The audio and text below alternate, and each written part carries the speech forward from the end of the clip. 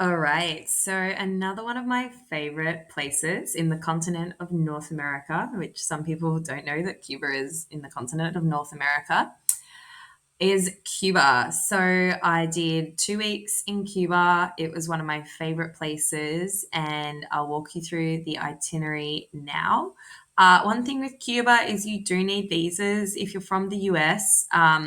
It can be sort of a different process because Cuba is on their sort of watch list. And another thing to keep in mind, if you go to Cuba and you're not from the US, you're actually not allowed to enter the US on the ESTA waiver visa for like 10 years, depending on your country. So it does have some complications. I don't know why people have sanctioned it. It's sort of ridiculous, in my opinion, but you do need to keep that in mind. But if your passport is about to expire, then you don't have the Cuba stamp in there, so you pretty much can go to the US. But yeah, that's just something to keep in mind. And also the flights there, like usually from Madrid, is a really good place to fly.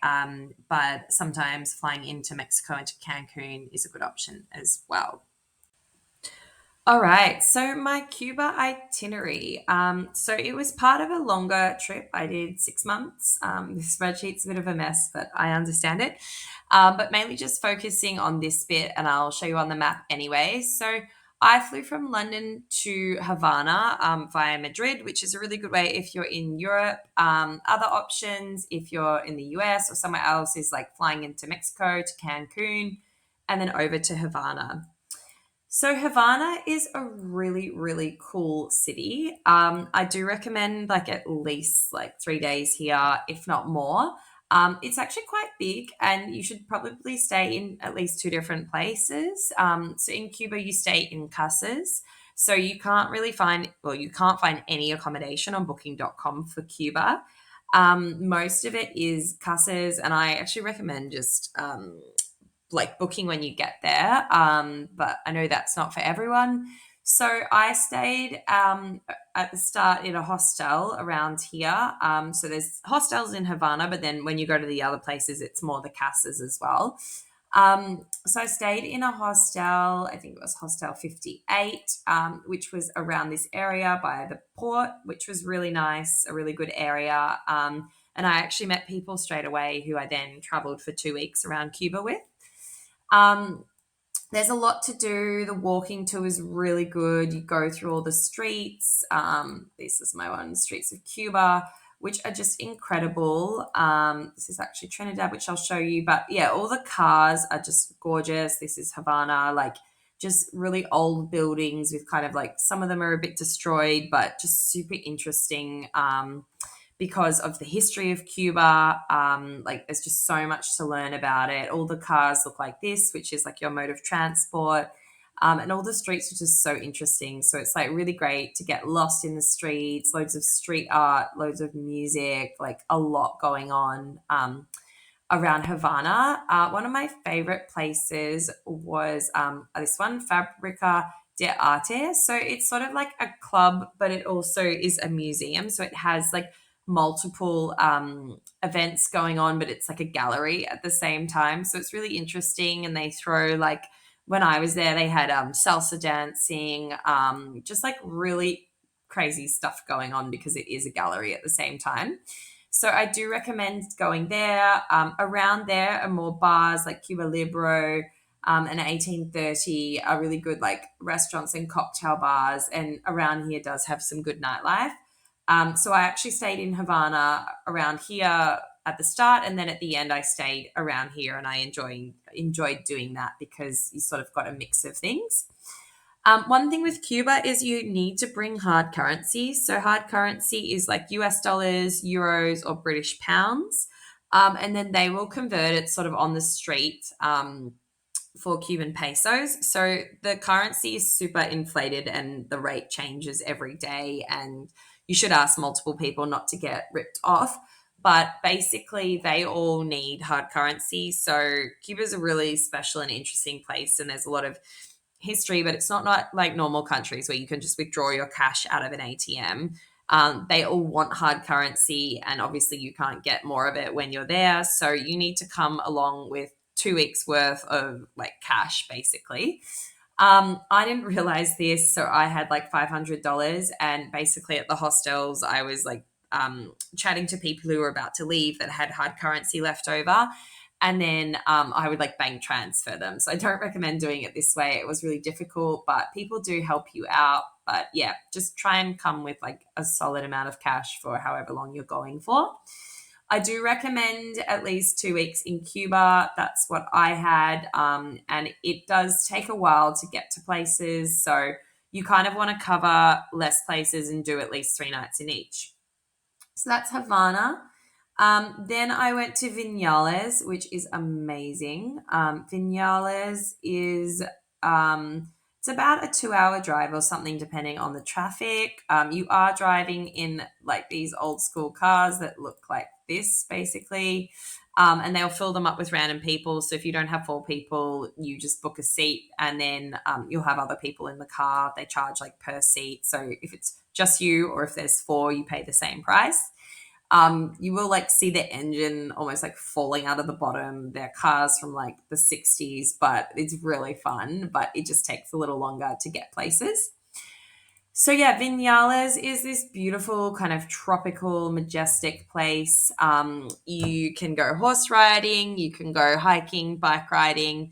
It's quite small, but it's really nice to be out in the nature. This is a famous hotel with really good views. And you can do like coffee plantation tours and cigar factories. You can buy really cheap cigars in Cuba and bring them back. They do have kind of restrictions because people sell them, but yeah, it's super cheap to do all of that. So Vinales, I recommend like a couple of nights, sort of see the area and then do like a bit of a trip somewhere. We went to the most amazing beach, which was over here, Coyotes, and like really remote, gorgeous beach. Not many people go to, but I really recommend it. We sort of met a local who took us there. The locals are super friendly as well. And yeah, just like gorgeous, like white water. We were like knocking out coconuts from the tree. So I recommend a day trip there. And then from Vinales, to I went to Trinidad, but a lot of people do go to Cienfuegos. It's like kind of a smaller Havana. I think you can get really good gold there. It's like, yeah, just a cute city to stop in if you want to. I didn't go there, but yeah, recommend. You do have to be a bit picky with Cuba because it takes a while to get places. And then I went to Playa Larga, which I didn't love, but maybe the time I went there was not the best. It's sort of a beach town. I think it used to be popular, but after COVID, it isn't so much. So yeah, maybe go there, see what people say, but yeah, it's sort of a beach place.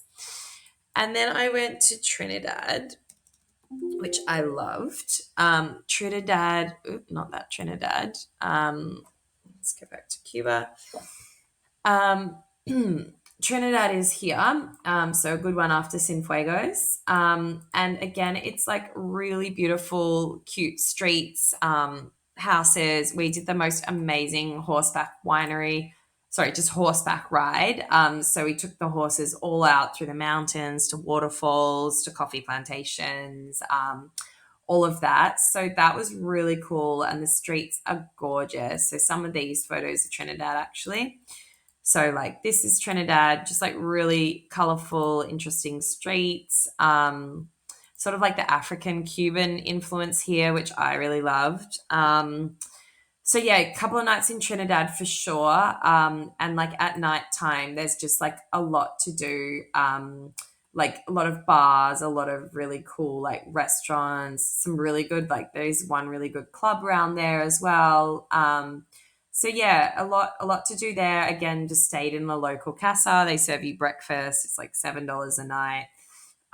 So that was really good. Kind of the east of Cuba, I didn't meet too many people going to Camagüey. I heard of, and then yeah, like Santiago de Cuba, but it takes like 13 hours to get out here. So unless you have like 3 4 weeks, you're probably not going to make it. And I do hear since COVID that it's sort of struggling a bit more. It's not as touristy. Cuba really relies heavily on the tourism because they bring in the hard currency. So, yeah, I think it's a bit more like full on there. But if you're adventurous, I mean, go there and you've got time. Santa Clara, I didn't go to, but I heard that was quite nice. Then the other one was Varadero. I was going to go here, but heard it was sort of like a Cuban, like Miami, kind of resorty. I did want to go skydiving there because I think it's like amazing views of Cuba.